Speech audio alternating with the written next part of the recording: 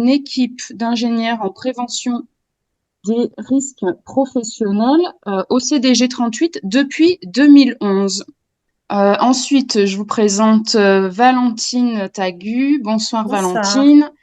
Valentine, donc après avoir fait des études en lettres et sciences humaines et des débuts dans le secteur associatif, elle a intégré la fonction publique territoriale en 2012 au sein d'une DRH.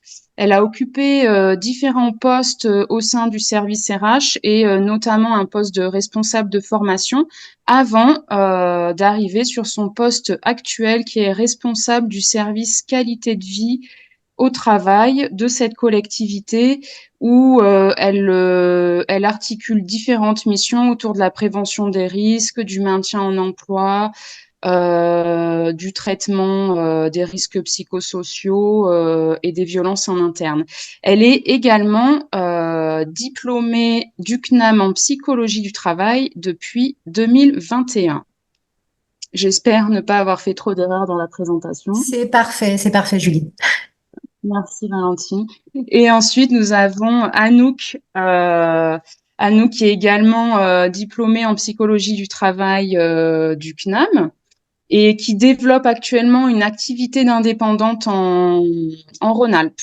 Et son expérience en collectivité territoriale s'est construite à la métropole de Lyon, avec laquelle elle travaille depuis 6-7 ans en tant que chargée d'études enquête sur le champ du travail. Et elle a notamment exercé en tant que psychologue du travail au sein d'une municipalité durant 2 ans. Voilà pour la présentation de nos trois intervenantes. Du coup, donc ça va faire à peu près 3/4 d'heure de présentation entre les spécificités et les interventions.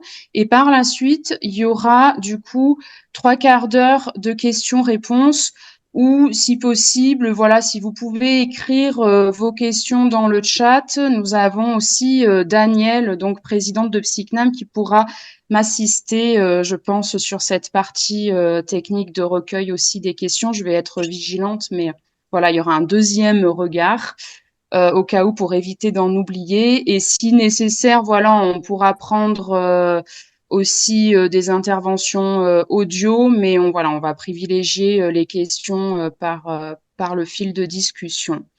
Voilà. Bon, bah, j'espère que cette présentation est assez claire. Je propose de démarrer et donc de laisser la main à Marion qui va du coup ouvrir ce psychoté. Quand on a construit ce temps-là, on s'est dit qu'il fallait aussi qu'on suive un petit fil, étant donné que on a besoin de vous garder attentifs par rapport à ce qu'on va vous raconter. Donc en fait, on s'est réparti la parole sur cette partie-là des spécificités que l'on peut rencontrer dans le contexte des collectivités territoriales pour ensuite y inscrire les interventions en santé. Donc on repart vraiment du contexte qui est un contexte spécifique à ce type de travailleurs en tout cas et d'employeurs également. Donc, on voulait commencer par parler de l'instabilité organisationnelle que l'on va constater au niveau des collectivités territoriales. Donc, il faut savoir que la fonction publique territoriale a été créée en 1983 et depuis sa création, elle n'a fait l'objet que de transformations et réformes et réformes et réformes successives.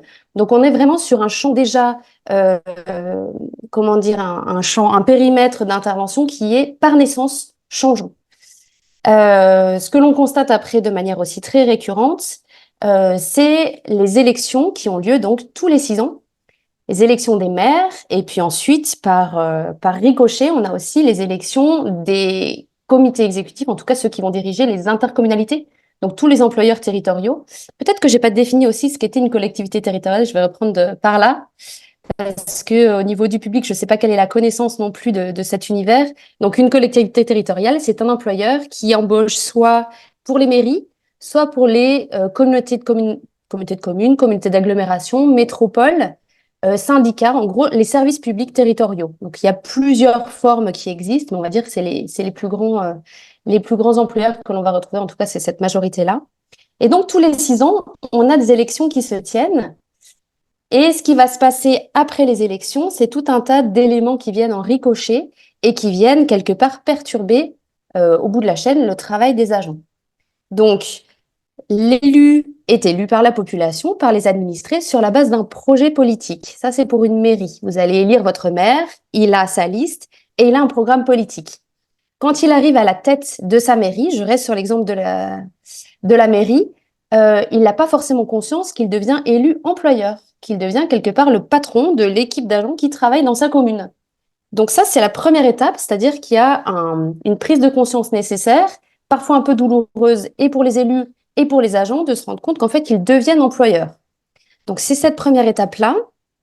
Pour peu que l'élu qui soit élu, l'édile, qui est désigné par le conseil municipal, ne soit pas le même que celui du mandat précédent, ce que l'on peut constater aussi, c'est un temps de défiance entre les politiques qui viennent de s'installer et les équipes qui étaient déjà en place du temps du mandat précédent. Donc, si il y a des éléments qui se crispent dès le début du mandat, c'est justement cette défiance-là entre les services qui avaient une habitude de fonctionnement avec l'ancienne équipe et qui ne sont pas politisés.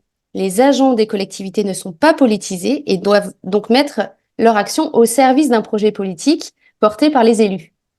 Et les élus qui peuvent se dire, mais finalement, j'ai des équipes qui me résistent un peu, peut-être que c'est parce qu'ils sont encore acquis à la cause des anciens élus. Bon, ça, c'est des hypothèses, hein. Toujours est-il qu'on peut voir cette défiance-là s'installer entre les nouveaux élus et les équipes qui étaient déjà en place du temps de l'ancien mandat. À la suite de ça, bon, quelque part, un élément, on va dire, assez cohérent dans le déroulé, on va observer un petit mercato des postes de direction, des postes de responsable. C'est-à-dire qu'il y a un nouvel élu qui arrive. Alors forcément, la fonction la plus haute de la collectivité territoriale, c'est le secrétaire général de mairie pour les petites structures ou le directeur général des services, et qui sont généralement, alors plutôt pour le directeur général des services, sur des emplois fonctionnels. C'est-à-dire que cet emploi saute à partir du moment où l'élu change. Donc, il y a aussi ce changement qui peut être statutaire, c'est-à-dire imposé aussi par les règles du statut, et qui fait que, en cascade derrière, on va avoir aussi des changements au niveau des cadres qui peuvent se retrouver dans la collectivité. Donc, changement d'élu peut impliquer changement de DGS et puis ensuite changement par ricochet aussi de certains cadres qui vont plus se retrouver dans un projet politique, etc., etc. Ces changements-là de personnel vont forcément induire aussi des impacts au niveau du fonctionnement des services. Ça va désorganiser, ça va créer aussi peut-être un sentiment d'insécurité. Il y a un moment de flou aussi, on voit plus forcément quelle va être la ligne à suivre, comment on va retrouver du sens dans son travail. Donc il y a vraiment un flottement. On va dire les 6 mois qui vont suivre les élections municipales, c'est généralement un moment qui est très fébrile au niveau du personnel. Et on voit s'exprimer beaucoup de souffrance au travail aussi dans ce contexte-là. Et puis alors, je reste toujours sur mon élu politique qui vient d'être élu, qui a découvert qu'il était élu employeur et qui ensuite est élu sur la base d'un projet politique qu'il a donc promis à ses administrés. Et il va se confronter assez rapidement aussi à une énorme frustration de ne pas pouvoir lancer tous les projets qu'il a annoncés à sa population, parce qu'en fait, il va se rendre compte aussi que dans sa commune, eh ben, il y a des services courants. L'état civil va continuer de tourner. Les services scolaires sont déjà engagés aussi sur une forme de rythme et d'activité constante, les services périscolaires également. Donc, on est aussi sur on va dire un temps disponible pour conduire des projets nouveaux qui est réduit. Et ça, l'élu n'en a pas forcément conscience. Donc, il y a aussi des crispations qui peuvent naître à ce moment-là, avec des oppositions entre les élus qui attendraient beaucoup de la part des services et les services qui sont déjà complètement noyé par rapport à la tenue on va dire, de missions régaliennes, même si c'est pas forcément le vrai bon terme, mais on va dire, voilà, la vie de la commune qui doit se poursuivre et auquel on ajoute tout un tas de nouveaux projets parce que c'est vraiment l'attendu du politique. Il est là pour imprimer une marque le temps de son mandat et il aimerait vraiment que les services répondent à son attente de mise en œuvre de ces projets. Voilà pour le début, donc ça peut générer aussi beaucoup de frustration. Par rapport à ce rythme d'élection, donc on va dire qu'il va y avoir la première phase post-élection. Et ensuite, quand on va arriver au bout d'1 an et demi, 2 ans, on va dire que les services ont appris à fonctionner ensemble. Entre le politique et les services, on va petit à petit aller vers un rythme de croisière où là, passer les premières phases de défiance, éventuellement les nouveaux recrutements, etc., on arrive à construire quelque chose qui peut permettre et la tenue des services courants et la conduite de nouveaux projets. Donc, on va dire que ça roule. Et après, rapidement, comme on est toujours sur cette phase de 6 ans, on va entrer en phase pré-électorale. Et à ce moment-là, il y a tout un enjeu d'acteurs et de tissus, on va dire, de réseau qui va finalement mettre aussi une forme de pause ou de gel sur la conduite des projets. C'est-à-dire que on va se préparer pour l'élection future. Il va falloir qu'on valorise certaines actions. Et du coup, ben, il y a aussi une vie des services qui peut être impactée par cette phase de pré-élection. Voilà.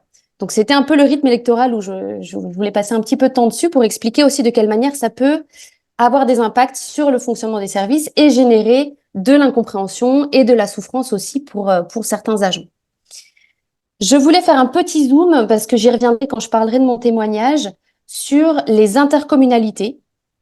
Les intercommunalités sont donc des structures qui regroupent des élus de plusieurs communes et qui assurent des compétences qui ne sont pas les mêmes que celles qui sont tenues par la commune.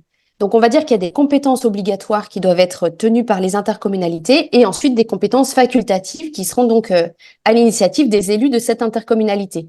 Classiquement, on va retrouver la gestion des ordures ménagères, la gestion de l'eau et l'assainissement, et puis après, on aura des services annexes. Certaines intercommunalités vont gérer la petite enfance, par exemple, la compétence petite enfance, mais ça va dépendre des services.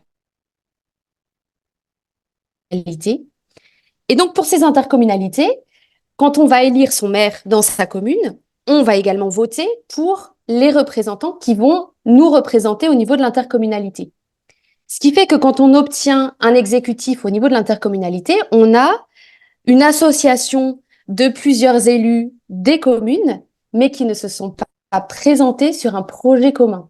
Et ça, c'est très important pour faire le lien après avec le sens qui sera pas forcément perçu par les équipes, étant donné que ce projet commun n'existant pas, il n'est pas possible d'y adosser ensuite un projet d'administration qui permette de structurer l'activité des services.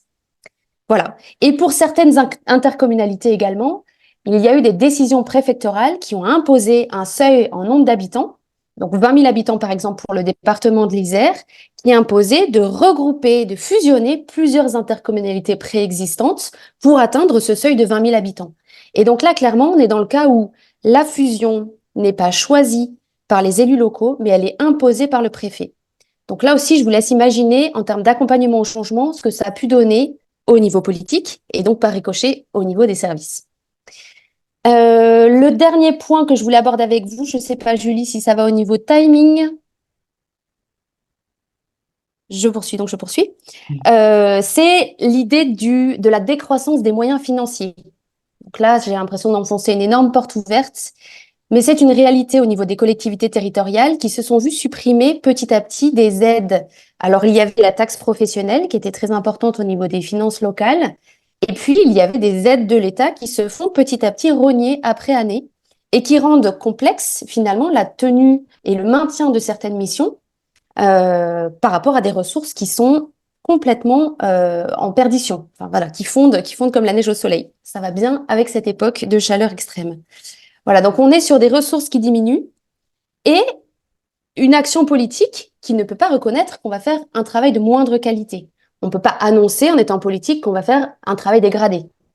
Donc il y a un affichage au niveau politique d'une qualité toujours aussi forte, voire même on va développer des nouvelles prestations, des nouveaux services à l'usager, mais on sait que les équipes derrière doivent ramer avec ce message qu'on entend très très très souvent en intercommunalité ou en commune ou en collectivité territoriale plus largement.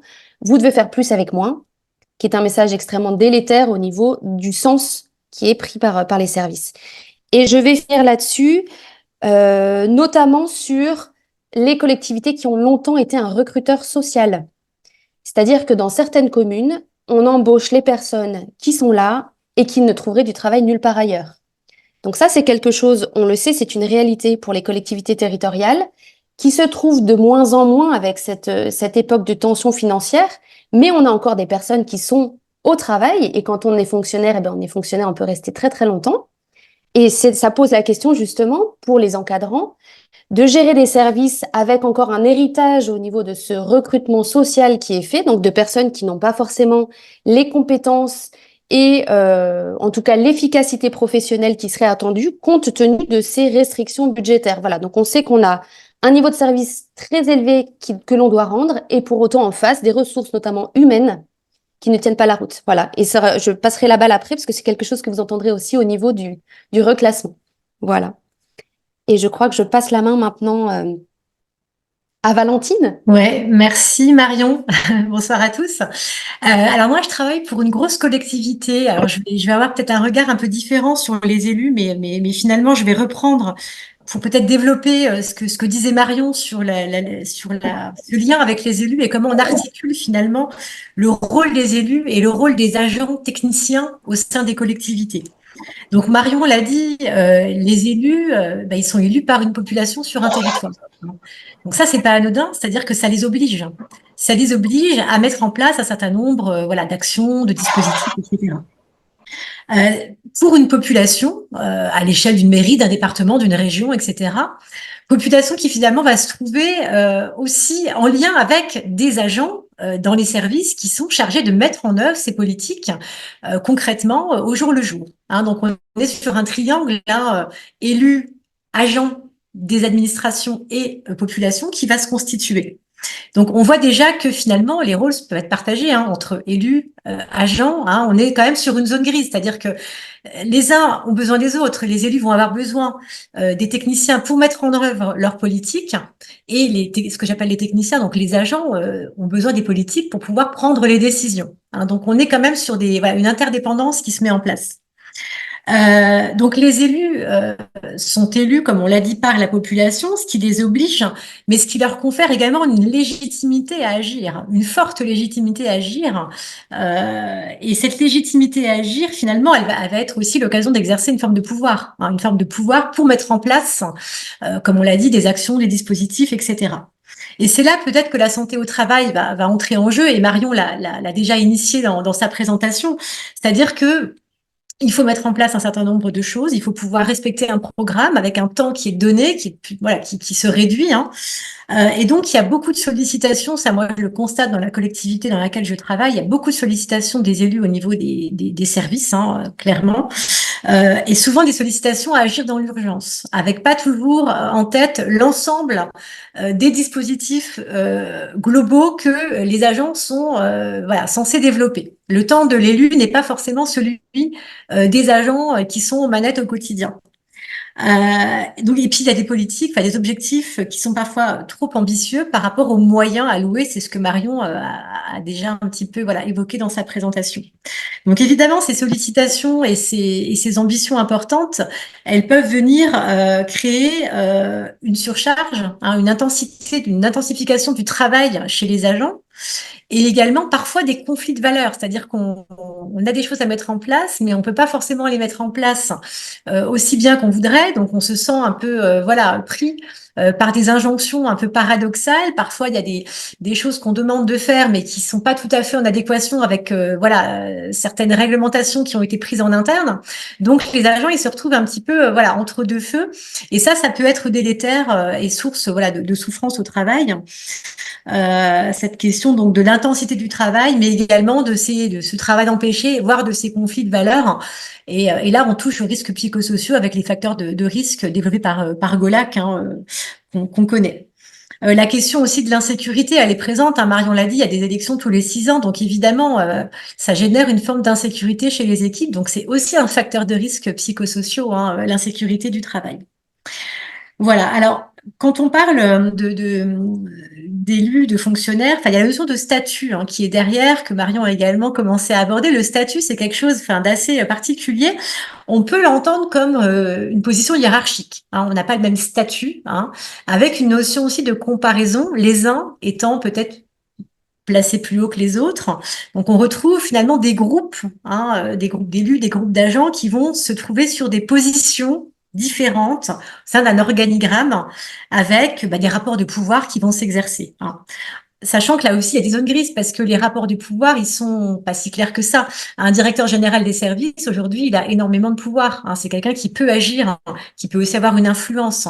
Donc, ces zones-là, elles sont aussi, elles s'interpénètrent, les zones de pouvoir. Et le statut, c'est également le statut de la fonction publique qui est régi par tout un ensemble de textes, assez nombreux d'ailleurs. Et quand on débarque dans ce milieu-là, c'est assez compliqué à appréhender. parmi donc les obligations liées au statut, il y a le respect de la hiérarchie. Donc voilà, on retrouve quelque part des positions différentes dans l'organigramme, mais le statut impose aux fonctionnaires ce respect de la hiérarchie. C'est écrit dans les textes, c'est écrit dans le statut général des fonctionnaires, avec évidemment une nuance apportée, puisque dans le cas d'ordre qui serait manifestement illégal, par exemple, ou de nature à compromettre gravement un intérêt public, le fonctionnaire est fondé à refuser un ordre qui lui est donné. Alors, pour autant, voilà, il y a des confrontations entre la vision politique, la vision de terrain, par moment, pas tout le temps, mais par moment, qui peut générer du coup, voilà, une forme de violence dans les rapports sociaux, avec des prises en charge qui peuvent se trouver ensuite à se développer à travers différents dispositifs. Je pense qu'on en reparlera ensuite dans les interventions. Et puis le statut des fonctionnaires, plus largement, c'est appartenir à un corps, c'est appartenir à un cadre d'emploi. Donc c'est partager aussi finalement un ensemble de codes, de valeurs. Le fonctionnaire, il est aussi engagé dans ses missions. Hein, ça c'est quelque chose qui est quand même fort et qui est enseigné quand on passe les concours, etc. Il y a cette notion d'engagement, donc on retrouve chez les élus. Donc encore une fois, c'est pas tout blanc tout noir. L'engagement, il est partagé. Il va pas forcément se décliner de la même manière parce que les rôles sont différents. Mais pour autant, on retrouve cet engagement lié au fait d'être fonctionnaire, d'appartenir à ce corps des fonctionnaires. Et c'est bien pour ça que c'est aussi à l'origine parfois de conflits de valeurs, parce que chacun porte en soi des valeurs et voudrait pouvoir les mettre à jour et les faire vivre. Et du coup, j'en viens à quelque chose que je pourrais développer plutôt dans la partie intervention, c'est-à-dire que au-delà de l'appartenance à un corps, à un cadre d'emploi, mais aussi à un grade, puisque les fonctionnaires sont aussi classés par grade, finalement, quel est derrière le métier que j'occupe, Voilà. Est-ce que je ne suis que fonctionnaire? Est-ce que derrière, j'ai pas d'autre chose à mettre en avant, à développer? Et ça pose la question d'une fonction publique de métier. Alors, c'est pas nouveau, la fonction publique de métier, c'est quelque chose qui est développé depuis déjà quelques temps, on en entend parler. On tend vers une fonction publique de métier, les concours sont professionnalisés pour certains, il y a des primes liées aux résultats, ça existe aujourd'hui, donc on est bien aussi sur une logique d'expertise avec des choses des objectifs à atteindre. On a des recours aussi au contractuel, donc le concours n'est plus la seule voie d'accès aujourd'hui à la fonction publique, donc ça vient questionner déjà un petit peu le statut. Et puis, il existe également un répertoire des métiers au niveau de la fonction publique. Donc, il y a des tentatives d'accéder à cette notion de métier. Pour autant, le métier n'est pas très présent dans les textes. On parle plutôt de carrière. Ça, c'est quand même quelque chose qui ressort énormément de la fonction publique d'une manière générale, et pas énormément de métiers. On sait que l'identité professionnelle, elle vient se constituer notamment par l'appartenance à un métier, l'appartenance à une profession, avec la question derrière de normes partagées, de pratiques, d'un vocabulaire, de gestes professionnels communs. Donc évidemment, tout ça, ça compte dans la construction de l'identité professionnelle de l'agent, et c'est quelque chose qui peut être questionnant aujourd'hui au niveau des collectivités territoriales et de la fonction publique d'une manière un peu plus générale. Donc j'interviendrai un peu plus précisément sur ce point dans la partie sur l'intervention. Et donc du coup, je passe la parole à Anouk. Alors bonsoir à tous. Merci. Alors moi, je voulais revenir sur un point peut-être un petit peu plus micro, en fait, parce que quand on a réfléchi en fait à ce qui faisait la spécificité des collectivités territoriales comme milieu de travail, il y avait un point qui nous semblait important, qui était finalement leur difficulté à se considérer comme employeur, c'est-à-dire comme comptable, en fait, une organisation du travail qui peut être plus ou moins favorable ou défavorable à la santé. Et il y a un point qui me semble très bien illustrer, en fait, cette difficulté-là, qui est la question de la protection fonctionnelle. Donc, je vais revenir un petit peu plus sur cette protection fonctionnelle. La protection fonctionnelle, c'est quoi? Déjà, ce qu'on peut dire, c'est que c'est quand même la principale démarche qui est proposée aux agents en cas de violence au travail. que ça soit dans le cadre des violences externes avec le public ou que ça soit dans le cadre des violences internes. En fait, un des éléments, une des démarches clés qu'il aurait proposé et quand même, voilà, une démarche importante, c'est la demande de protection fonctionnelle. Il y a eu des avancées en matière de violence au travail en collectivité territoriale et notamment depuis la loi de transformation de la fonction publique de 2019, il y a obligation dans les collectivités territoriales d'avoir des dispositifs qu'on appelle AVDAS et qui doivent donc instruire les signalements pour violence au travail, harcèlement moral, violence sexiste des agents.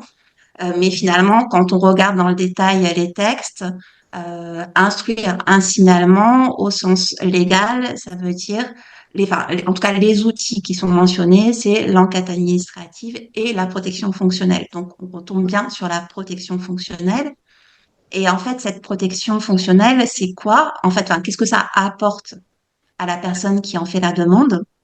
En fait, ça lui apporte, à partir du moment où elle est dans un contentieux juridique avec l'auteur présumé des violences, donc qui peut être un usager si on est dans le cas de violences externes, ou qui peut être un agent, un autre agent de la même collectivité, enfin en tout cas de la fonction publique si on est dans le cas de violences internes.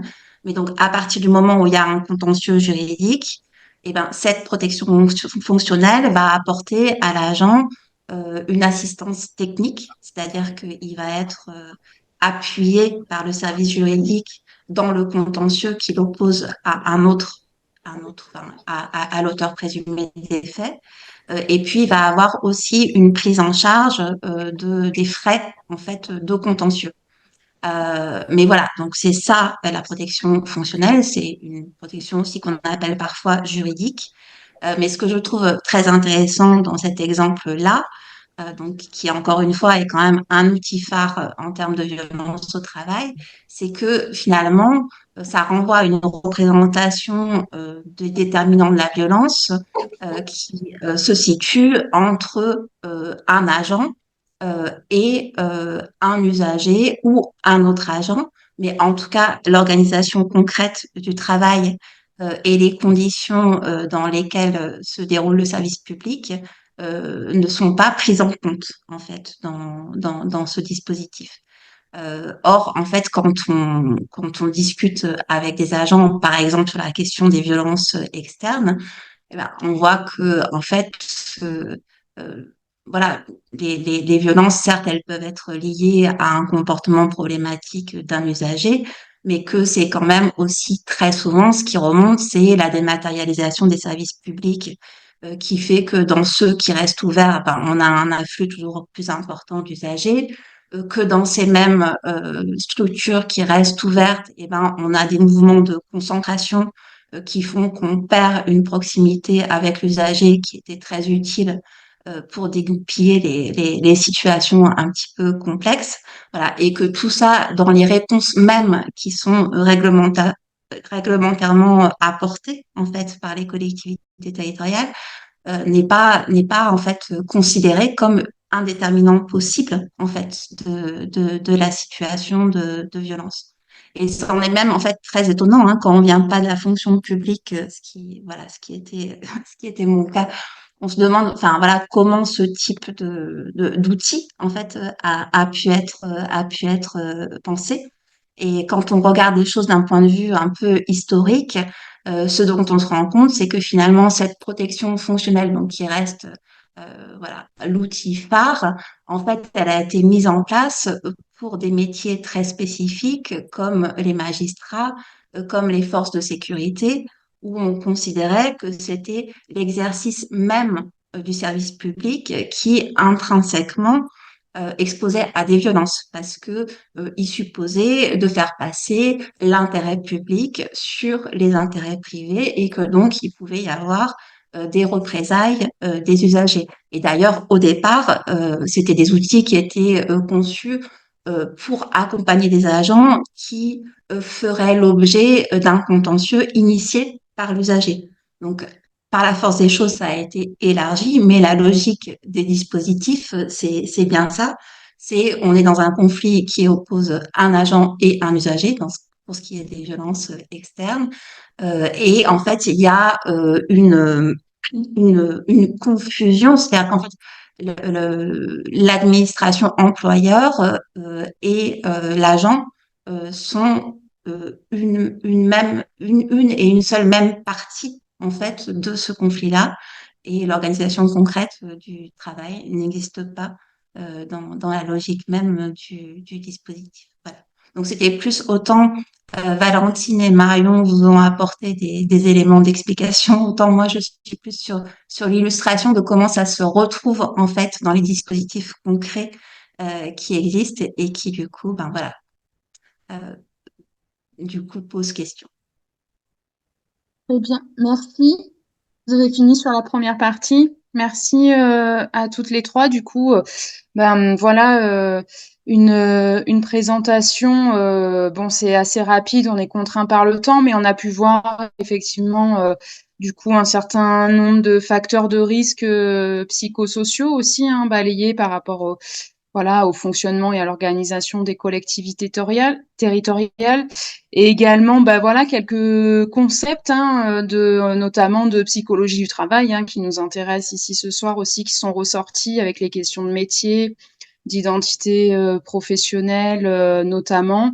Et voilà comment la fonction publique s'est aussi pensée voilà sur des dispositifs de prise en charge qui du coup peut-être laissent de côté l'organisation du travail. Donc du coup sur la deuxième partie, nous allons pouvoir entendre chacune d'entre vous sur des interventions que vous avez menées et donc de donner voilà un peu d'illustration à qu'est-ce qui peut être fait en termes de préservation de la santé au travail des professionnels en collectivité territoriale.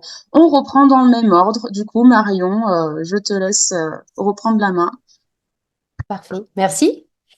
Donc, le témoignage que je voulais partager ce soir, c'est une intervention commandée sous l'égide Diagnostic RPS au sein d'une intercommunalité, donc une communauté de communes. Alors, pour vous donner des éléments de contexte, cette communauté de communes était née 4 ans plus tôt d'une fusion imposée. J'en parlais tout à l'heure. Donc, il y avait précédemment 3 intercommunalités, 3 communautés de communes qui se sont vues imposer par le préfet le fait de se regrouper en une seule structure. Donc, comme je parle d'imposition, ça veut dire qu'il y a eu résistance forte même au niveau politique. Attention Nathalie, je crois qu'il y a un micro ouvert qui fait un petit peu de bruit dans les oreilles. Et donc, cette intercommunalité nouvelle avait eu du mal au niveau politique à positionner une seule tête au niveau des services. C'est-à-dire que 4 ans après cette fusion imposée, il y avait encore 2 directeurs dans cette structure. Un directeur qui se présentait comme le directeur général et une directrice qui se présentait comme la directrice des services. Donc, à eux deux, ils formaient le poste directeur général des services. Mais on avait encore 2 têtes. Et 2 têtes, rien que ça, c'est que c'est facile après d'en faire un diagnostic. Toujours est-il que la situation était tellement tendue que le médecin du travail a fait une alerte généralisée de mal-être et de souffrance pour les agents qui y travaillaient. Donc des logiques de clan installées, enfin vraiment une situation assez catastrophique. Et donc une commande au départ du politique, passé à l'époque en CHSCT, qui a changé de nom maintenant, mais toujours est-il que c'était cette instance de dialogue social qui avait commandé ce diagnostic pour justement faire un état des lieux du fonctionnement des services, de la situation, pour ensuite, évidemment, mettre en place un plan d'action qui résolve tout. C'était l'idée. L'intervention, comme elle s'est déroulée, donc elle a duré 1 année à peu près entre les phases de sensibilisation et la restitution du travail. Donc les entretiens, il y a eu des entretiens collectifs de mener auprès des différents services. Donc, c'était les services en présence de leurs responsables et les entretiens étaient menés à 2 personnes, un ingénieur en prévention et un psychologue du travail. Croisement des regards, partage sur les situations, analyse, enfin voilà, c'est toute cette phase-là. Donc, l'idée, c'était de recenser pour chacun des services et chacun des collectifs identifiés les contraintes psycho-organisationnelles et les ressources existantes. Donc, il y avait vraiment les 2 avec une idée de valoriser aussi ce qui fonctionnait bien dans les équipes actuelles, ce qui faisait tenir, les éléments qui faisaient tenir justement pour dans un premier temps les valoriser et éventuellement en parler à d'autres services en disant mais en fait il y a eu des stratégies qui ont été déployées, qui fonctionnent, qui font que ça tient, voilà, histoire de les valoriser aussi auprès d'autres services. À l'époque, donc au déparrage de l'intervention, on avait un comité de direction qui était dans l'incapacité totale de travailler, c'est-à-dire qu'on avait tellement de tensions, tellement de jeux d'acteurs qui s'étaient installés aussi depuis ces 4 années, que c'était un groupe qui était incapable de s'écouter, de parler et de construire. Alors là, on n'en parle même pas. Toujours est-il qu'il y a eu des temps de travail spécifiques, justement, notamment avec ce comité de direction. Il y a des choses qui ont pu exploser, sortir, être vomies, mais en tout cas, voilà, qui ont pu être posées sur la table. Le rôle des intervenants consistant aussi, évidemment, à cadrer cet espace et ce temps de parole. Voilà. Avec une phase intéressante aussi qui a été menée de partage des constats transversaux avec ce collectif d'encadrants pour qu'ensuite ils se mettent en mouvement et qu'ils proposent eux-mêmes des actions à mener au niveau de déjà leur fonctionnement au niveau du CODIR et puis éventuellement aussi au niveau du fonctionnement des services. Et je voulais revenir sur la phase de restitution qui s'est faite en présence des représentants employeurs, donc une partie des élus. Il devait y avoir je pense, une petite dizaine d'élus, et notamment le président de cette intercommunalité qu'on n'avait encore jamais rencontré depuis le début de la démarche, donc depuis 12 mois. C'était la première fois qu'on le voyait et il était présent à la restitution. Et en fait, au moment de la restitution, il y a eu une fronde, un rejet, une réaction extrêmement forte de la part de ce président, justement parce qu'il s'attendait à ce que les conclusions qui étaient apportées portent sur des situations individuelles et des dysfonctionnements individuels. Ça se passe pas bien dans tel service parce qu'on a une personne qui manque de compétences. Ça se passe pas bien dans tel autre parce qu'on a une personne qui va être fragile psychologiquement, qui craque régulièrement. D'ailleurs, elle a fait un burn-out il y a 3 ans. Voilà, donc il s'attendait à une restitution qui se base sur des individus et donc notamment une psychologisation des situations, alors qu'en fait, ce qu'il a eu comme restitution, c'était une restitution basée sur l'organisation du travail et qui est même allé chatouiller le projet politique. Et là, c'était quelque chose d'inacceptable pour lui et qu'il a cherché à attaquer pendant l'heure et demie qu'a duré la restitution de présentation en disant c'est faux, c'est pas vrai, enfin voilà, remettre en cause tous les exemples. L'ennui, c'est que on était très bien préparés et qu'on n'avait pas un exemple, mais on en avait peut-être 10, 15. Donc chaque fois qu'un exemple lui convenait pas, il y en avait un autre qui était derrière et qui pouvait être présenté pour étayer le discours. Voilà, donc je voulais revenir sur ça en disant, celui qui passe la commande, évidemment que c'est essentiel de la creuser, cette commande, mais si le politique n'est pas interrogé sur ce qu'il perçoit, ce qu'il se représente d'une telle démarche, voilà ce que ça peut donner en restitution derrière, et notamment cette surprise, et du coup, quelque part, cette réaction-là de rejet au départ de ce premier constat, de dire, mais je vous attendais pas du tout sur le plan ni organisationnel et encore moins politique. Le projet politique, c'est nous, vous venez pas questionner notre projet politique. Voilà, donc c'était le retour que je voulais partager avec vous ce soir. Du coup, je vais enchaîner après toi, Marion. Alors moi, je ne vais pas vous faire une présentation d'une intervention, parce que je n'interviens pas, en tout cas en tant que psychologue qui intervient. Voilà, je suis vraiment là comme chef de service au sein d'une DRH, donc je vais plutôt vous parler d'un dispositif qu'on a développé au sein de la collectivité et plutôt autour de la notion de métier. Voilà, en lien avec ce que j'ai pu dire précédemment. Donc, on a monté un dispositif de maintien en emploi pour les agents qui sont inaptes à leur fonction, voilà, en lien du coup avec la question du reclassement professionnel. Donc un agent, il est reclassé à partir du moment où il est inapte à l'exercice de ses fonctions et on doit voilà le positionner sur d'autres fonctions et en particulier sur un autre corps finalement, voilà, une autre fonction d'un autre grade. Donc c'est assez technique finalement comme notion. Alors, il y a des textes qui encadrent cette notion de reclassement et notamment la période de préparation au reclassement qui est relativement récente et qui permet pendant 1 an à l'agent voilà, d'être accompagné. Alors, on ne dit pas comment, ça c'est à chaque collectivité de s'organiser, mais d'être accompagné pour pouvoir accéder du coup voilà, à un autre cadre d'emploi. Alors, on ne parle pas de métier dans ces textes-là, encore une fois, on parle vraiment de fonction, de cadre d'emploi. Et c'est nous, au niveau de la collectivité dans laquelle je travaille, où on a à cœur de travailler sur le métier, justement. Donc, je donne un exemple. Voilà, on accompagne beaucoup d'agents dans ce dispositif-là parce qu'on a un certain nombre d'agents voilà, qui sont abîmés physiquement. Il y a un certain nombre de métiers assez physiques. Et puis, voilà, des agents qui vieillissent. Donc, évidemment, au bout d'un moment, la question de l'aptitude physique, elle se pose au sein de la collectivité. Et par exemple, voilà, accompagner un agent qui a toujours fait de la maintenance, un monsieur, évidemment avec toutes les représentations derrière. Je suis un homme, je fais un métier technique. J'ai été formée parce que derrière, on a aussi des métiers où il y a une qualification. Hein. Si je prends par exemple un électricien, voilà, enfin, il y a un métier entre les mains, il y a un savoir-faire. En plus, c'est un savoir-faire qui est quand même assez recherché, hein, chez, voilà, au sein de pas mal de collectivités. Et puis, bah voilà, à un moment donné, il y a un accident de parcours, il y a une usure, etc. Et puis l'agent, bah, il est inapte, il peut plus exercer, voilà, son. Alors on parle de fonction, mais enfin nous, on va vraiment essayer de replacer la notion de métier finalement au cœur de l'accompagnement, parce que derrière cette inaptitude, bah il y a qu'est-ce que je vais pouvoir exercer comme métier, qu'est-ce que je peux faire de mes mains, quels gestes professionnels je vais pouvoir à nouveau développer, partager, etc. Donc ça, encore une fois, c'est complètement absent des textes. Et l'idée, à travers le dispositif qu'on a monté, bah, c'est de pouvoir aller questionner ça. Donc, on a différents professionnels hein, qui vont œuvrer pour accompagner l'agent tout au long de ce parcours.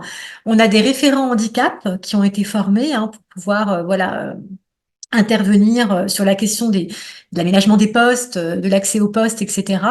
Et on a aussi des conseillers en mobilité carrière hein, qui vont pouvoir travailler à la notion de compétences et le service formation également qui peut intervenir sur de la formation.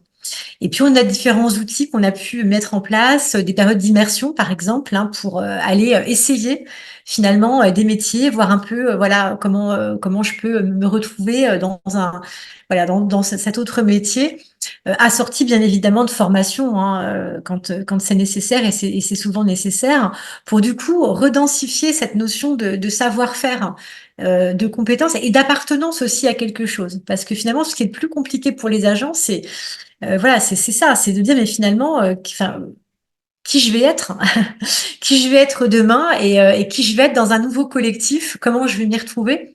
Il est arrivé par exemple qu'on propose à je prends des messieurs parce que c'est des exemples qui m'ont qui étaient assez frappants, à qui on a proposé d'aller plutôt travailler sur de l'entretien des locaux. C'est très compliqué en termes de représentation d'un métier et aussi de savoir-faire, de technique, de se projeter dans ce métier-là. Alors parfois ça fonctionne pas du tout et on va pas vers ça hein, parce que il y a tout un travail sur le projet professionnel, mais parfois on y arrive hein, parce que voilà, on a travaillé sur les représentations, on a travaillé sur un certain nombre de compétences finalement qui existent sur ces métiers qui sont pas très valorisés hein, socialement et finalement, eh ben, on a pu voilà repositionner des messieurs sur voilà, des métiers traditionnellement plus féminins, voilà, d'entretien des locaux avec voilà, des réussites entre guillemets, des choses intéressantes.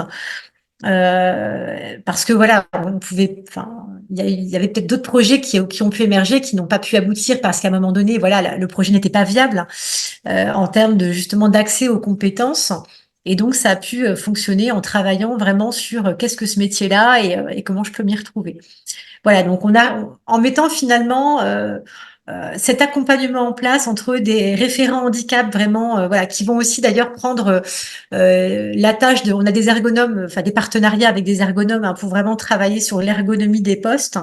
Le service formation qui vient pour vraiment monter en compétence les personnes et les conseillers mobilité carrière qui vont travailler sur la question des compétences, les immersions, etc. Ben, on arrive tout doucement à faire du métier quelque chose de central.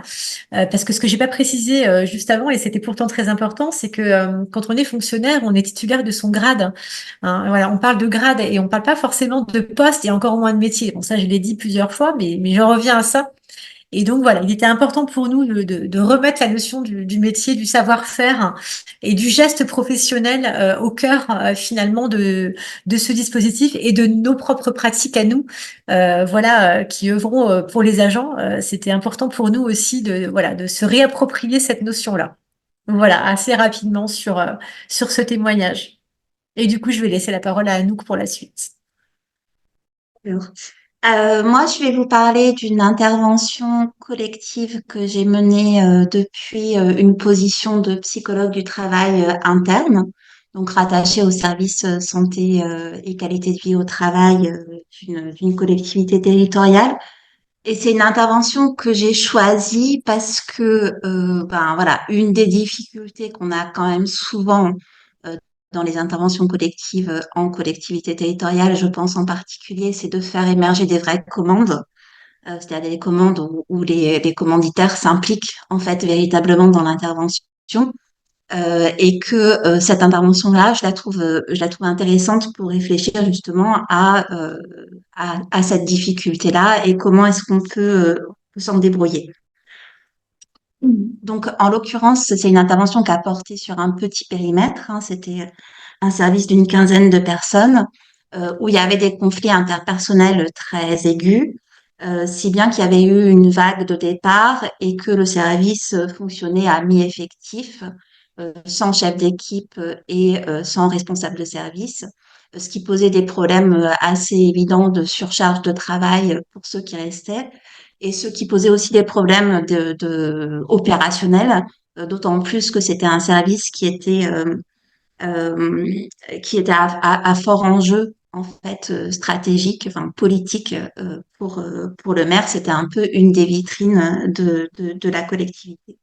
Et donc c'est une intervention dans laquelle on est rentré avec une commande du directeur, donc le N+3 des agents, voilà, qui était intéressé directement à la problématique du service parce que il assurait l'intérim de la responsabilité du service. Et sa commande, c'était en gros faire en sorte que les gens arrêtent de partir et qu'ils retrouvent l'envie de travailler ensemble. Alors, comment est-ce que j'ai procédé? En fait, quand cette commande m'est arrivée, moi, j'avais ce souci. J'étais dans la collectivité depuis un peu plus d'un an sur une création de poste, donc il n'y avait pas d'autres psychologues du travail avant moi. Et j'essayais de développer des interventions collectives, mais précisément, je me heurtais à l'absence de commandes, c'est-à-dire que j'avais des commanditaires qui s'impliquaient pas ou pas assez dans les interventions collectives. Et du coup, ben voilà, j'arrivais pas à mener un travail qui produise véritablement des effets. Voilà, je n'avais pas énormément de métiers hein, puisque j'étais diplômée depuis à peu près un an. Donc voilà, c'était mon premier poste, mais en même temps, j'avais des espaces de supervision et je voyais que globalement, je faisais à peu près tout ce qu'il fallait pour bien travailler les commandes et que a priori la difficulté était plutôt qu'il n'y avait pas suffisamment de portage institutionnel des interventions collectives. Du coup, je suis allée chercher, enfin, j'ai pris le parti d'aller chercher un autre service parce que au sein de mon service, personne d'autre que moi ne faisait des interventions collectives ou des accompagnements collectifs. Donc, j'ai pris le parti d'aller chercher un service de conseil en organisation pour intervenir avec moi en binôme sur cette intervention-là, en me disant que ben peut-être la coopération allait être compliquée parce que c'était sans doute des méthodologies et des philosophies d'intervention différentes, mais que voilà, il fallait tenter quelque chose et que c'était un service qui était beaucoup plus ancien dans l'institution que moi et que mon poste, qui était reconnu sur les accompagnements collectifs et qui par ailleurs était placé beaucoup plus haut dans la hiérarchie que moi, parce que moi j'étais à peu près 4 niveaux en dessous de la direction générale et que eux y étaient beaucoup plus directement rattachés. Alors, avec la conseillère en organisation avec laquelle on est intervenu en binôme sur cette intervention, on a commencé par des entretiens individuels. Voilà, tout simplement parce que comme les personnes ne voulaient plus parler, c'était juste pas envisageable de commencer d'emblée par des entretiens collectifs. Donc, on a commencé par de l'individuel. Et sur la base de ces entretiens individuels, on a produit une analyse qui insistait beaucoup en fait sur le manque de cadrage stratégique de l'activité, le manque de priorisation en fait hein, qui se pose dans beaucoup de services publics du fait de la réduction des moyens et des ambitions qui sont toujours aussi fortes, voire qui le sont encore davantage. On a restitué cette analyse donc dans un cadre où il y avait à la fois les agents du service, à la fois le directeur et à la fois la directrice générale, donc les N+3 et institution là, en fait, a permis d'impliquer la ligne hiérarchique dans l'intervention. C'est-à-dire que le directeur et la directrice générale se sont dit un peu déstabilisés par les résultats de l'analyse, mais qu'ils comprenaient qu'on ne pourrait pas remettre sur pied le service sans qu'ils s'impliquent dans l'intervention et qu'ils étaient prêts à le faire en allant, si besoin, chercher les arbitrages politiques plus haut si c'était nécessaire. Voilà, donc on a eu cette première phase-là. Et sur la base de cette premier échange-là, donc avec le service et la ligne hiérarchique, les agents ont accepté de s'engager dans un travail en groupe de pairs, ce qui n'était pas du tout acquis en fait au démarrage de l'intervention. Donc j'ai pu faire avec eux plusieurs séances, à peu près 5, dans le cadre desquelles ils ont parlé de leurs empêchements dans leur activité.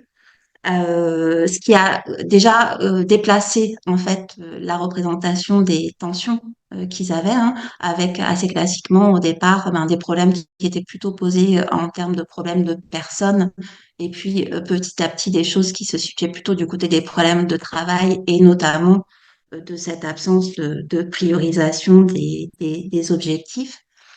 Et puis, ils ont pu élaborer aussi une sorte de liste de questions sur lesquelles ils considéraient qu'il y avait véritablement un manque d'arbitrage de leur hiérarchie. Et on a organisé une réunion de restitution dans le cadre de laquelle il y avait toujours les agents, leur directeur, leur directrice générale et la responsable de service qui avait été recrutée entre-temps, dans le cadre de laquelle, dans cette réunion, donc la hiérarchie a reconnu comme légitime la plupart des questions qui étaient remontées par les agents, et ils ont pu se mettre d'accord ensemble sur un modus operandi pour instruire ces questions quand elles nécessitaient un arbitrage politique plus haut. Voilà. Alors, ce que j'ai trouvé intéressant dans cette intervention, c'est d'une part que c'est quand même une intervention dans laquelle on est rentré par des conflits interpersonnels et on a pu aller sur des questions organisationnelles. Et ça, je trouve que c'est quand même une très bonne nouvelle, en fait, que ça soit possible parce que les conflits interpersonnels, c'est quand même des questions sur lesquelles on est très souvent interpellé en tant que psychologue du travail.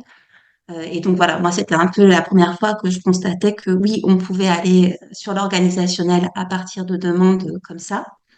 Par ailleurs, j'ai trouvé que au niveau du collectif de travail, il y avait vraiment au départ des relations interpersonnelles très très tendues, avec voilà des agents qui voulaient pas se parler, qui se menaçaient par courrier interposé, et à la fin on était dans une ambiance complètement différente parce qu'en fait le problème c'était plus les personnes mais c'était les problèmes de travail qu'on pouvait instruire avec la hiérarchie du fait de son implication. Euh, Quand je me suis interrogée sur ce qui avait permis ce qui avait fonctionné davantage, en tout cas dans cette intervention, dans les autres interventions que j'avais essayé de mener, j'ai eu l'impression que ce qui faisait la différence, c'est d'avoir eu impliqué dans l'intervention 3 niveaux hiérarchiques, en fait, remontant jusqu'au niveau direction générale, et que effectivement, dans une collectivité de cette taille, c'était environ 3000 agents, si on voulait avoir un vrai commanditaire, il fallait effectivement remonter jusque-là et remonter sans impasser les niveaux inférieurs, donc enfin, avoir les niveaux inférieurs, mais la ligne hiérarchique jusqu'au niveau direction générale, parce que sinon, quand on va sur les questions organisationnelles, les niveaux hiérarchiques inférieurs peuvent se retrouver en porte-à-faux. Alors, je me suis bien évidemment posé la question de savoir qu'est-ce qui avait permis à la ligne hiérarchique de s'impliquer. J'ai fait un débrief avec les commanditaires en fin d'intervention pour leur poser la question. Et leur réponse, c'était, d'une part, on n'avait pas le choix parce que effectivement, c'était un service avec une obligation de résultat très forte. C'est malheureux à dire, mais voilà, peut-être on aurait moins pris le taureau par les cornes.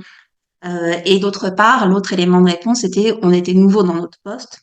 Donc, voilà, on se sentait pas comptable du passé, et on était en capacité de demander de l'aide, ce qui n'aurait pas forcément été le cas si, voilà, si on était comptable de l'historique.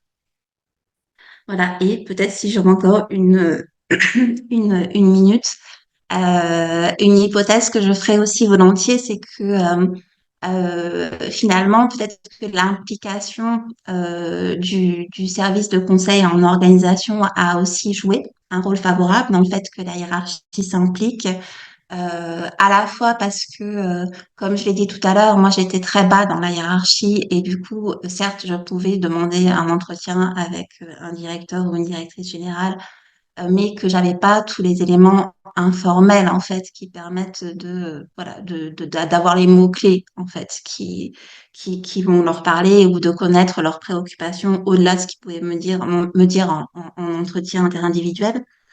Et puis enfin peut-être aussi un dernier point, c'est que alors effectivement cette coopération psychologue du travail conseiller en organisation, elle a été compliquée. Elle a créé des tensions entre moi et ma binôme. Elle a créé des tensions entre nos services. Mais du coup, comme elle a créé des tensions, elle a créé aussi une implication en fait de nos hiérarchies respectives qui ont compris qu'il y avait quelque chose d'important et d'un peu sensible qui se jouait là et qui du coup se sont aussi impliqués dans l'intervention. Voilà. Grand merci du coup à toutes les trois pour vos interventions très riches et très intéressantes. Du coup, il nous reste une demi-heure pour la place à des questions-réponses. Je vous propose là, comme il y en a qui ont déjà posé voilà, des questions dans le chat, de revenir dessus si ça vous convient. Du coup, il y avait une première question d'Isabelle qui, par rapport à l'intervention de Marion, demandait combien de personnes étaient salariées dans cette collectivité dans laquelle tu es intervenue. Oui, alors c'est une intercommunalité de 300 agents, voilà, par rapport à la taille. 300 personnes.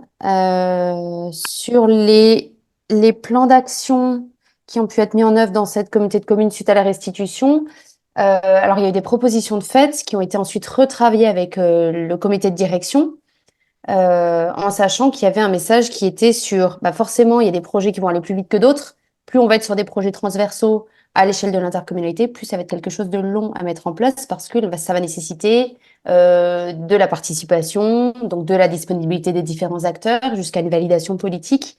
Donc là-dessus, au niveau des préconisations qui sont faites, c'est forcément en lien avec les constats qui étaient posés. Mais l'une des premières préconisations, c'était justement la rédaction d'un projet d'administration sur laquelle ensuite on va asseoir l'activité des services, mais c'était l'une des premières préconisations. Et puis dans la mise en œuvre, oui, par rapport à la question comme elle est formulée, pas du tout moi. C'est-à-dire que pour l'intervention, j'interviens sur le moment du diagnostic, le partage des constats, l'aide à la formulation des préconisations. Mais après, je ne suis plus là. Je passe le relais. C'est tout le propre de cette intervention-là qui est sur le moment, avec à la conclusion de l'intervention, finalement, les services ou même le président lui-même qui disait, bon, on compte sur vous hein, pour la suite, pour la mise en œuvre, sauf que la mission s'arrêtait là. Voilà, une mission d'un an qui était préparée, on va dire encore 6 mois en amont avant ça, mais voilà, donc c'est sur la mise en œuvre finalement, je ne peux pas en parler parce que je n'y étais pas. Et la question sur de quelle manière un questionnement organisationnel a touché le projet politique. Eh bien parce qu'on est allé questionner le fonctionnement du bureau exécutif, donc finalement les élus en format restreint au niveau du conseil communautaire, donc les élus qui siègent et qui prennent les décisions vont se réunir plus fréquemment en format restreint, qui s'appelle donc le bureau exécutif, et c'est de là que partaient toutes les décisions. Et en fait, on avait un bureau exécutif qui fonctionnait en vase clos, c'est-à-dire en dehors de la présence d'agents, et il n'y avait pas de compte-rendu. Et les élus n'avaient pas tous le même poids non plus au niveau de ce bureau exécutif. Il y avait des élus qui avaient la cote, et puis il y avait les champions des décisions qui étaient retoquées. Donc, en cascade, comme il y a un élu référent par service, il y avait des services qui étaient extrêmement bien représentés parce que leur élu était très influent, très convaincant, et qu'il avait la cote auprès du président, ou directement rattaché au président. Et puis les élus qui étaient, on va dire, plus doux, plus... On est vraiment sur cette idée de rapport de force où justement, bah, quand il venait porter une proposition de la part des services, c'était rapidement balayé parce que pas suffisamment audible au niveau du bureau exécutif. Donc, on était sur un dysfonctionnement du bureau exécutif, une non-transmission des décisions, et ce qui occasionnait après des oppositions dans les services. Les services entre eux qui se faisaient la guerre en disant, ben, nous, systématiquement, nos propositions se font retoquer, alors que de l'autre côté, lui, c'est facile, il a un élu qui va bien. Et ça entretient après des disparités au niveau du territoire. Je vous parlais tout à l'heure la représentation d'un élu au niveau local, ce qu'a repris Valentine aussi, en disant il a des comptes à rendre à ses administrés, mais c'est encore valable au niveau intercommunal, c'est-à-dire c'est un peu comme le principe du ministre qui vient d'un territoire et qui va faire des actions, donc là je parle au niveau national, hein, mais qui va développer des actions au niveau de son territoire d'origine. Eh bien c'est pareil pour l'intercommunalité. Les élus qui sont censés représenter le service public au sein du territoire intercommunal vont avoir tendance à orienter un peu des actions pour leur commune, parce que du coup ça va leur servir éventuellement pour la future élection. Et donc là, par exemple, ce que je peux vous donner comme exemple, c'était euh, on va changer les tarifs au niveau des services d'école de musique, mais pas pour cette école de musique-là, parce que du coup, l'élu, il n'a pas trop envie que ça change et que ça augmente. Du coup, il y aura des tarifs différenciés. Et donc ça revenait dans les mains du responsable de service qui devait jongler avec cette espèce de grand écart au niveau de ses valeurs aussi, en disant je suis censé offrir un service public identique à tous les usagers, mais parce que l'élu et les élus se sont pas entendus entre eux, je dois porter une différence territoriale.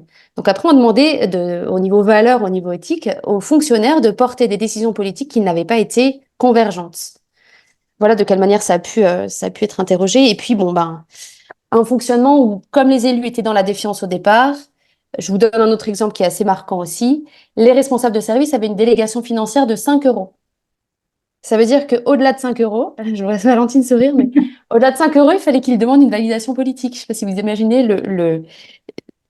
dans quel fonctionnement les services se retrouvaient complètement pris. C'est-à-dire qu'on avait des services de crèche qui pouvaient même pas commander les couches pour équiper les enfants qui étaient accueillis dans les crèches. Donc, et je pourrais détailler avec plein d'autres exemples comme ça, mais on va dire un fonctionnement de service complètement bloqué et embolisé par cette absence de délégation financière au niveau politique. Voilà, donc forcément, et je pourrais développer d'autres exemples, mais voilà, c'était pour montrer comment, quelque part, le politique a un impact après sur le fonctionnement des services. Il y avait des questions concernant Valentine sur la suite. Est-ce que tu les as vues, Valentine, ou tu veux Oui, que je te oui, oui, j'ai vu la question de Vincent sur le deuil du métier dans le cadre d'un reclassement. Ben, c'est une question qui est fondamentale. Je pense qu'elle est vraiment à l'œuvre dans les dispositifs qui peuvent être mis en place, en tout cas dans la collectivité au sein de laquelle je travaille. Il y a un vrai travail justement sur le deuil du métier et ça, les agents nous l'expriment en fait. Alors pas tous, hein, c'est variable. Le travail est plus ou moins conséquent autour de comment on accompagne ce deuil avec les étapes du deuil, hein, le déni, la colère, la tristesse, etc. Enfin, on voit bien hein, ces phases hein, qui peuvent s'installer. Encore une fois, de façon plus ou moins importante selon les personnes. Mais ça, évidemment, ça s'accompagne.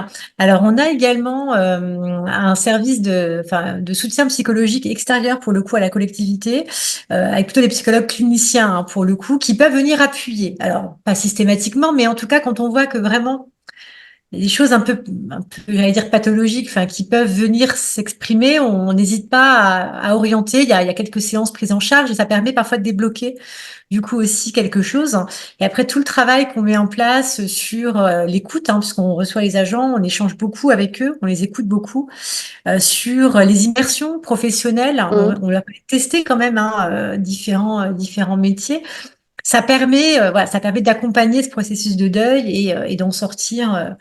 Voilà. Mais c'est fondamental cette question-là, hein, et elle est à l'œuvre, voilà, très très régulièrement dans l'accompagnement qu'on met en place. Et d'ailleurs, peut-être aussi en complément, il y a l'idée d'accompagner les équipes qui vont accueillir cette personne reclassée à faire aussi le deuil d'un recrutement non choisi. C'est-à-dire aussi comment Tout à l'équipe fait. va offrir des Mm. conditions d'accueil et d'intégration qui vont permettre que ça fonctionne. Parce qu'il y a aussi un enjeu Mm. là-dessus, hein. Mm. Et ça se travaille même quand l'agent est en arrêt de travail, parce que souvent, voilà, ces situations-là, elles font suite à des arrêts de travail relativement longs. Il y a déjà le deuil, en fait, du collègue qui s'en va parce qu'il est malade, avec tout ce que ça comporte comme charge derrière, comme projection, hein, voilà, les gens qui ont des cancers, des choses comme ça. Enfin, il y a quand même des choses très lourdes.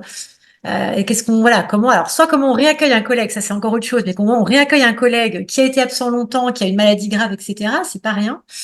Ça, on commence à travailler là-dessus. Bon, c'est encore timide, mais on commence à y travailler. Et puis ensuite, voilà, comme tu disais, comment on fait le deuil aussi, alors de quelqu'un qui part et de la personne qu'on peut accueillir.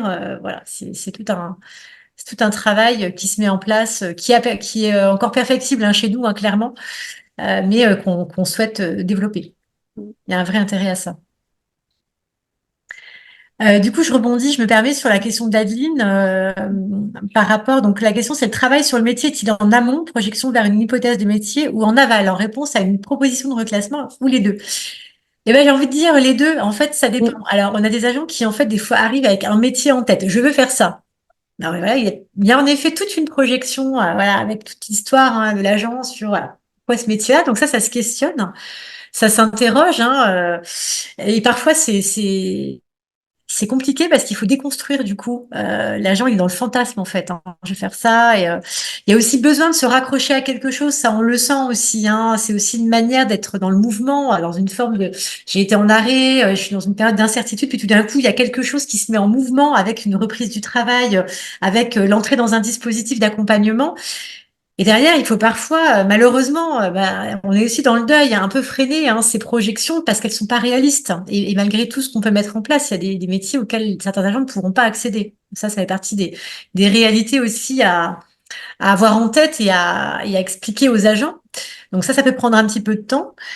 Mais on a aussi des projections qui sont voilà qui peuvent trouver à se réaliser et on accompagne l'agent pour des métiers, je pense au poste d'accueil par exemple, voilà où les agents on les forme, etc. Et puis ça se passe bien, quoi, avec des très très belles réussites d'agents qui ont vraiment, pris, voilà, qui ont complètement changé, qui étaient dans un établissement, qui ont changé pour un poste d'accueil, et puis ensuite qui ont refait autre chose après. Enfin voilà, ils sont rentrés dans une dynamique très très, du coup très vertueuse. Et puis parfois, il y a aussi, mais c'est aussi en lien avec la réalité de nos métiers et des compétences des agents, c'est-à-dire qu'on a des opportunités qui arrivent de postes vacants et on fait des propositions clairement aux agents. Voilà, et donc parfois ça matche vite, parfois ça matche moins vite. Et ça, c'est toujours aussi, avec ce qu'on disait, le lien avec le deuil du métier, mais aussi le lien avec une forme de réalité des compétences et de l'écart entre, voilà, ce que l'agent imagine du poste et de ses compétences et la réalité, voilà, qui va être à bien exprimer, en tout cas, voilà, pour que ça se passe bien. Voilà sur ces questions. Et j'enchaîne peut-être sur la dernière, du coup, je me permets. Ouais, c'est ça. Ouais, Oui, j'allais dire oui. Il y en a encore ouais, une pour toi si tu ouais. veux continuer. Du coup, comment faites-vous avec les agents qui doivent revenir à la fin d'un congé de longue maladie, sachant que la fiche de poste initiale de l'agent a été changée par nécessité de service? Et deuxième contrainte, que l'avis du médecin du travail évoque des restrictions en lien avec la maladie de l'agent qui sont incompatibles avec les postes existants. Alors moi, je vois deux choses. Déjà, si la fiche de poste a changé par nécessité de service, j'espère qu'on peut le justifier, parce que pour moi, ça, c'est vraiment une question RH qui va même au-delà d'une position de maladie. C'est-à-dire qu'à un moment donné, s'il y a un changement d'organisation qui fait qu'un poste est supprimé ou doit être transformé, à un moment donné, voilà, ça s'accompagne d'un point de vue RH. Il y a des obligations derrière ça. Donc, il faut voir comment ça a pu être éventuellement évoqué à l'agent, expliqué. Moi, je pense que c'est quand même important qu'un agent qui est en maladie puisse être informé de ces changements-là, même si le lien avec le travail il peut être compliqué dans ces périodes d'arrêt maladie. En tout cas, il y a un vrai enjeu de pouvoir justifier quand même le changement substantiel d'une fiche de poste. Là, c'est du juridique, c'est quand même pas rien. Je sais que dans la collectivité dans laquelle je travaille, on a eu la chance quand ça s'est présenté parce qu'on a eu des réorganisations avec des postes qui n'ont plus existé où on a pu repositionner les gens. Je parle pas de problème de santé, je parle vraiment d'agents qu'il a fallu repositionner et on a toujours eu la chance de trouver. Ils ont été prioritaires aussi sur des postes vacants, clairement. C'est clair, ils ont été prioritaires, voilà, pour être affectés avec des formations, etc. Si en plus de ça, il y a des contraintes médicales, ça devient extrêmement compliqué. Donc évidemment, là, on va plus être dans la justification de l'incompatibilité de l'état de santé de l'agent avec tous les postes entre guillemets vacants au moment où la reprise se profile.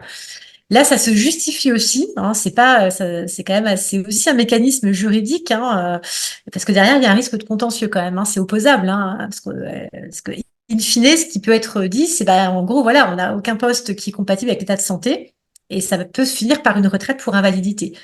C'est quand même pas très confortable pour l'agent et pour l'employeur. Donc ça, voilà, ça s'accompagne évidemment, mais ça se sécurise aussi. Et là, c'est plutôt entre guillemets la RH qui parle. Parce que ça fait partie des casquettes qu'on a en RH aussi, de sécuriser ces processus-là. Voilà. Bon, je sais pas si j'y ai répondu parce que voilà, c'est assez complexe, mais en tout cas, ça, c'est ce que ça m'évoque en termes de questionnement, voilà, derrière. Et je crois que c'était Ensuite, tout pour moi. ouais, Ouais. je crois qu'après, ça, c'est des questions suite à l'intervention d'Anouk. Ouais. Anouk, tu veux que je te les dise ou tu les as vues? Moi, j'ai repéré une question sur sur les points de divergence, en fait, avec le service de conseil en organisation. Ouais, il y en a. Là-dessus, je commence par ça, peut-être que tu me dis après. Enfin, là-dessus, je pense que en réalité, je sais pas répondre entre perception ou méthodologie, mais je pense que le principal point de clivage, c'était quand même à quoi sert le collectif, en fait. La place donnée au travail en groupe de pairs, en fait. Euh, Dans l'approche que je mettais en place moi, c'était de ce travail en groupe de pairs que devait ressortir d'éventuelles propositions de réorganisation du travail. Et ça ne devait pas se produire avant dans une phase d'entretien individuel. Donc c'est un peu voilà la place qu'on laisse à la transformation finalement dans l'intervention par ce travail en groupe de pairs, ben, ce qui est un peu quand même la base de la méthodologie qu'on apprend en clinique du travail. Voilà. Et j'en profite peut-être pour donner un élément de réponse à la question comment est-ce qu'on vit le fait d'être seul psychologue dans un service qui nous emploie.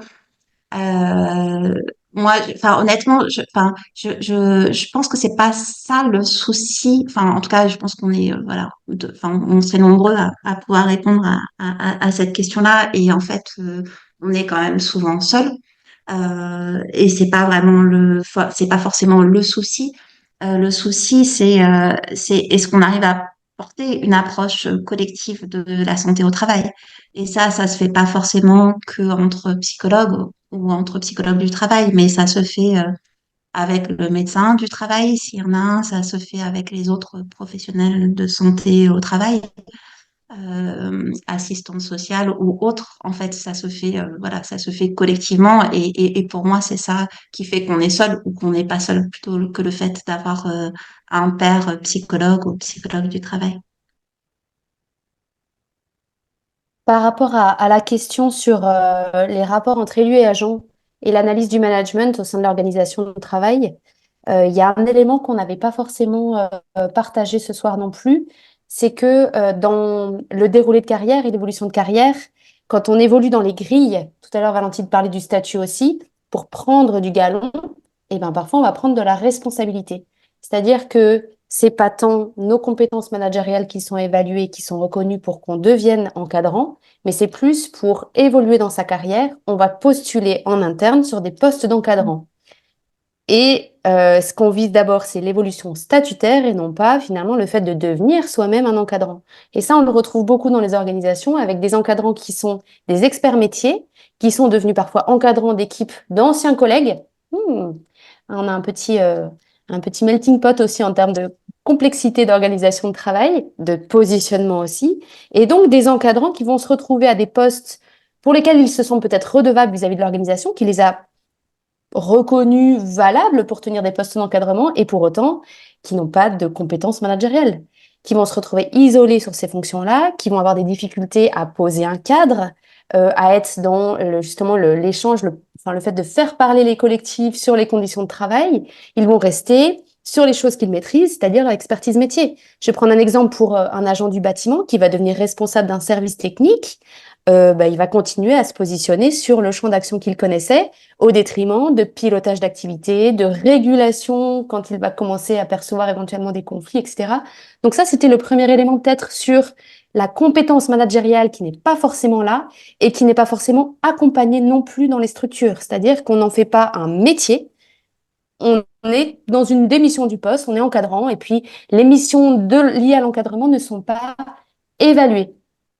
Voilà, on ne va pas demander si finalement tu as bien fait ton travail d'encadrant, est-ce que tu as bien conduit des réunions d'équipe, ou en tout cas animé la vie de l'équipe, est-ce que tu as bien je sais pas, réguler justement quand il y avait une situation qui nécessitait une régulation? Est-ce que tu as bien pris en charge l'agent qui commençait à se replier sur lui, à s'isoler dans son travail? Voilà, ça, c'est pas des choses qui sont évaluées et du coup, quelque part, qui vont être parfois mal sous prise en charge, sous prise en compte et qui mettent en difficulté aussi cette strate d'encadrant. Voilà. Et il y a encore un autre élément. Parfois, on va donner sa loyauté à l'élu auquel on est directement rattaché, quand bien même l'ordre que l'élu nous donne en direct, ce qui ne devrait pas se passer, n'est pas contradictoire avec l'ordre qui vient de la part du hiérarchique.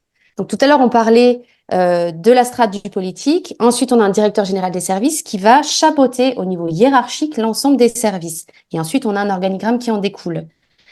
Mais parfois, on a des élus qui vont chanter cet organigramme hiérarchique et aller interpeller en direct justement les agents qui vont créer et générer parfois cette situation extrêmement inconfortable de savoir à qui je vais donner ma loyauté, à qui je vais donner ma priorité. Parce que l'élu pourrait être influent le temps de son mandat pour me faire évoluer éventuellement professionnellement, alors que l'hiérarchique, c'est pas dit si je suis un peu en conflit avec lui en plus. Donc à qui je donne la priorité dans la commande qui est passée. Donc c'est aussi quelque chose qui peut venir mettre en difficulté, en tout cas mettre en instabilité l'agent à qui on fait cette demande-là. Il y a je pense que c'est une dernière question sur peut-être que ça peut être pour toi, Nouk, qui a exercé en tant que psychologue du travail en interne, à savoir de l'autonomie et de l'indépendance quand on est salarié de la collectivité. Est-ce que tu veux en dire un mot? Je veux bien en dire un mot ou deux, mais je crains de pas pouvoir aller au bout de cette question. Mais non, mais ce que je dirais, c'est que d'abord, je pense qu'il faut différencier l'autonomie et le pouvoir d'agir. On peut être très autonome dans des postes de psychologue du travail en collectivité, sans pour autant avoir de pouvoir d'agir, parce que on va pas faire la santé au travail à soi tout seul. Et si on n'a pas, si on s'inscrit pas dans quelque chose, dans une approche collective de la santé au travail, eh ben, on va se heurter aux difficultés que je mentionnais tout à l'heure, à savoir, oui, on peut mener des interventions collectives, mais on n'a pas d'implication des commanditaires, donc ça change pas grand-chose au milieu de travail. Donc voilà. Donc déjà, je différencierais cette première question-là. Et après, bah oui, bien sûr, le fait d'avoir une hiérarchie. Moi, concrètement, j'étais rattachée au-dessus du service santé au travail à la DRH. Ben voilà, ça pose un certain nombre de contraintes.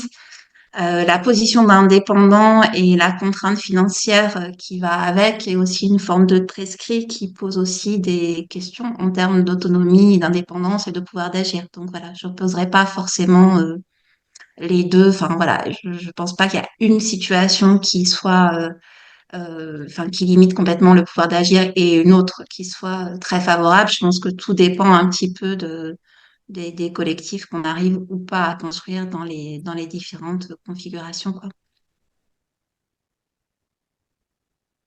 Merci. Oula, il y a plusieurs questions qui arrivent à 8 minutes de la fin. Il y a une question de Nelly. Est-ce que vous avez pu être à l'initiative d'interventions collectives suggérées par vous trois à la suite d'enquêtes ou baromètres qui révélaient des problèmes de reconnaissance, de conflits interpersonnels, ou tout simplement à titre de prévention pour accompagner des changements? En gros, est-ce que vous avez eu à mettre en place des interventions collectives suite à des problématiques identifiées et faisant peut-être crise dans un collectif, ou davantage sur un niveau de prévention, alors je sais pas si c'est prévention primaire ou en tout cas pour accompagner des changements. Alors, on est souvent quand même en contexte déjà un petit peu dégradé, hein. Je connais pas beaucoup de collectivités qui ont suffisamment de temps intellectuel disponible pour se dire, tiens, on va aller ouvrir un peu ce qui se passe sous le capot et tritouiller un petit peu. C'est quand même pas la majorité. Il en existe, mais on va dire que c'est vraiment minoritaire. On fait intervenir parce qu'on sait pas comment faire autrement, en fait. Et qu'on a entendu parler souffrance au travail, qu'on a entendu effectivement, on a des turnovers très importants. Enfin, on aura plusieurs indicateurs un peu rouges qui font qu'on va demander de l'aide pour savoir qu'est-ce qui dysfonctionne, souvent par rapport à des personnes. Oui, si tout va mal, encore une fois, c'est à cause de telle personne et telle personne. Mais du coup, ça vient souvent quand même de situations déjà dégradées. Qu'il y ait eu un baromètre social de fait, un questionnaire souffrance au travail de passé aussi, hein, c'est oui ou non, mais en tout cas, il y a déjà des situations un peu en incendie dans les structures qui sollicitent un accompagnement. Ouais, je te rejoins Marion là-dessus, hein. C'est vrai que nous, on intervient aussi en général en situation de crise avec malheureusement plus de conséquences individuelles et traitements individuels pour le coup que de traitements collectifs. C'est assez compliqué d'intervenir sur le collectif en amont, etc. Et ouais, c'est pas évident. Et après, on a des personnes qui vont solliciter, mais c'est encore une fois des personnes qui sont déjà très sensibilisées à la thématique et en tout cas qui ont vraiment déjà fait le lien entre la qualité des conditions de travail pour réaliser un travail de qualité et qui ont fait le lien entre santé au travail et justement qualité du Hmm. travail rendu. Et du coup, vont s'emparer d'elles-mêmes justement de cette demande d'accompagnement en disant, mais justement, je sais que je vais intégrer 50 agents d'une structure qui vont passer d'une structure à une autre. J'aimerais préparer ça, c'est à échéance 18 mois. Et là, on est vraiment dans quelque chose qui peut être anticipé, préparé. C'est merveilleux, mais on va dire que c'est l'exceptionnel. Donc, on se réjouit quand ça arrive, mais c'est quand même pas la plupart des cas. Et par rapport à la question de la formation, Hmm. bien sûr, bien sûr. Alors, la fonction publique territoriale dispose d'un organisme de formation qui s'appelle le Centre national de la formation, non, Centre national de la fonction publique territoriale, CNFPT, qui propose tout un tas de formations, justement, notamment pour la fonction d'encadrement. Là où je mets un bémol, c'est que si on se forme à titre individuel, on ne développe pas de culture managériale commune au sein d'une structure. Donc il y a vraiment un enjeu à ce que ce soit porté par l'institution elle-même pour que les règles ne soient pas personne dépendantes et que ce soit quelque chose qui se devienne intégré et qui fasse partie d'une culture d'une collectivité. Et ça, on le sait. Alors moi, je travaille dans un centre de gestion. Ça veut dire que j'interviens a priori dans toutes les collectivités du territoire isérois et on sait les collectivités dans lesquelles il ne faut pas aller travailler. Justement parce qu'au niveau institutionnel, ça, c'est très, très dysfonctionnant. Voilà. Et à l'inverse, on sait les structures qui donnent envie d'y aller, enfin, d'aller y travailler justement parce qu'on a des cultures communes qui s'installent et notamment par le biais de ces formations-là qui sont diffusées dans un parcours de formation pour les encadrants. On prend un poste d'encadrement, voilà le parcours de formation dans lequel on s'inscrit et il y aura des étapes obligatoires et il y aura éventuellement des groupes de pairs qui vont se créer pour pouvoir échanger sur les pratiques managériales et ça, c'est bon, on a tout gagné. Dans la collectivité dans laquelle je travaille, on a une école des managers en interne hein, qui permet pour le coup là déjà de diffuser les bases d'une culture commune avec des valeurs racines hein, qui ont été identifiées, enfin travailler même avec les agents à travers des ateliers très participatifs et du coup ce qui a donné un socle commun pour décliner ensuite des contenus de formation. Et les néo-managers passent tous, et c'est obligatoire pour le coup, dans un parcours de formation néo assez complet, même très complet, avec une vraie promo, une vraie logique de promo, remise de diplôme, etc. Donc pour le coup, ouais, on a eu la chance de pouvoir développer ça et c'est un outil précieux du coup parce que outre les formations qui sont très diverses hein, sur des thématiques vraiment différentes, il y a aussi de l'accompagnement type coaching, etc. qui se développe et qui permet aussi voilà à des managers d'être voilà accompagnés de manière un peu plus précise en cas de difficulté. Donc voilà, il y a des bases communes qui se mettent en place. Il y a encore des choses à faire, hein, mais c'est déjà très intéressant. Ouais. Bah, du coup, on va arriver à la fin. Je vois, il y avait une question. Il y en a qui auraient très envie de pouvoir poursuivre avec vous, en fait. L'échange, bon, il n'est pas prévu de Nantes, sauf voilà si elles le souhaitent, mais voilà, elles ont partagé leur expérience dans ce cadre-là. Pour ce qui est des échanges sur les collectivités territoriales, si des personnes exercent dans cette fonction publique et souhaitent se rapprocher d'un groupe d'intervision spécifique sur ce sujet, d'envoyer un mail à Psycnam pour le faire savoir et du coup qui va dans le sens voilà, quid pour une psychologue du travail de disposer d'instances de dialogue collectif ou supervision individuelle. Dans le cadre de Psycnam, voilà, il y a la possibilité d'être sur un cadre d'intervision collective. Et est-ce qu'il y avait d'autres choses auxquelles nous n'avons pas répondu? Ah oui, il y avait juste peut-être pour finir là-dessus ce questionnement du rattachement à la DRH, si ça peut favoriser une certaine méfiance de la part des agents dans les interventions. Je trouve que c'est une question intéressante. Peut-être on peut s'arrêter là-dessus après. Est-ce que l'une d'entre vous, Valentine ou Anouk, peut-être plus par rapport à vos fonctions, ou peut-être même encore plus Anouk, en fait. Oui, oui, bien sûr. Enfin, moi, je pense que oui, ça peut susciter de la méfiance et ça peut susciter de la méfiance parfois à juste titre, hein, parce que effectivement, on est pris dans une même organisation du travail, et donc encore une fois, enfin, la confiance qu'on peut avoir dans cette organisation du travail dépend de sa capacité. À s'inscrire, enfin à faire de la place à un registre qui est celui de la santé au travail. Voilà. Et que ça engage des niveaux institutionnels qui sont au-dessus du seul psychologue du travail. Mais ça peut sans doute se construire. Et moi, juste pour compléter, je me sens psychologue, mais je sais que je n'exerce pas. Pour autant, je sens que je le suis. C'est parfois un peu schizo, hein, comme comme exercice. Il faut bien, enfin, clairement, à un moment donné, c'est dur à dire, mais il faut vraiment choisir, voilà, sa casquette, quoi. Enfin, moi, à un moment donné, j'ai été dans la confusion parce que formée, parce qu'avec, bien sûr, cette appétence et ces réflexions, enfin, et en même temps, voilà, la fonction RH, elle appelle quand même autre chose. Donc, faut pas se tromper et il faut savoir aussi enfin, les agents, faut être clair aussi avec eux, quoi, sur ce qu'on est là pour, enfin, ce qu'on peut leur apporter, ce pourquoi on est là. Et voilà. Bah, moi, j'ai eu une période où c'était pas évident. Mais même si mon rôle est clair, hein, je suis pas du tout, voilà, enfin, affichée comme psychologue au sein de l'organisation, mais pour autant, je me vis comme telle. Donc voilà, il faut jongler entre les deux. Et peut-être Super. aussi Anouk, ouais, tu veux dire quelque chose peut-être pour aussi finir? un dernier mot sur la question des supervisions en complément de ce que tu disais, Julie, en renvoyant à Psyltam. Je pense que c'est aussi important d'essayer de négocier en fait des espaces de supervision et une prise en charge des frais de supervision au sein des collectivités territoriales. Parce que effectivement, c'est une des conditions pour que les fonctions soient étayées.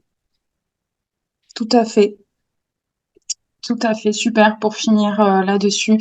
Un immense merci à toutes les trois pour votre partage d'expérience. C'était un plaisir de partager la préparation de ce psychoté et l'animation de ce psychoté ce soir.